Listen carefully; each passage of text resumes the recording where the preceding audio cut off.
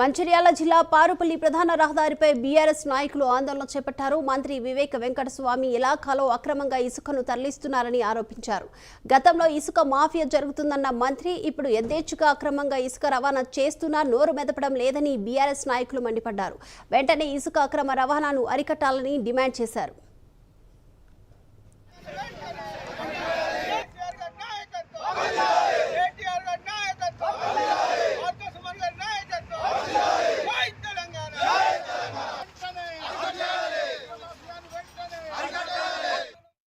మాత్రం నిన్ను కాదు మాట్లాడే ప్రతి నాయకుని ఇష్టానుసారంగా మాట్లాడే ప్రతి నాయకుని నోరు ఇప్పటి నుండి అదుపులో పెట్టుకోకపోతే ఖచ్చితంగా రానున్న రోజుల్లో మీకు తగిన శాస్తి జరుగుతుంది, తగిన బుద్ధి చెప్తాము.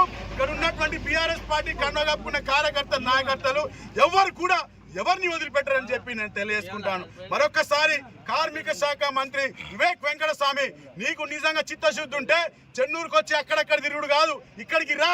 లారీలు ఉన్నాయా లేవా, ఇసుక దందా జరుగుతుందా జరుగుతలేదా చూడు. ఇక్కడ కోటపల్లి మండలానికి పో, ఏ మండలంలో ఏ ఊరిని అడిగినా నీ యొక్క లారీలు పోయి ఇల్లులు కూడిన సందర్భాలు ఉన్నాయి. వాళ్ళని అడుగు చెప్తారు. అంతేగాని ఎక్కడో నరి రోడ్డు మీద కూర్చొని నడి రోడ్డు మీద నిల్చొని ఇసుక దందా జరుగుతలేదని నీతి మాటలు చెప్పకు. ఇక్కడికి రా, వచ్చి నువ్వేం పని చేపిస్తావో ఎట్లా పని చేస్తూ వచ్చాయి.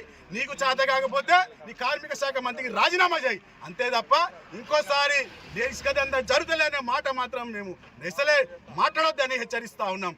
మాత్రం నిన్ను కాదు మాట్లాడే ప్రతి నాయకుడిని ఇష్టానుసారంగా మాట్లాడే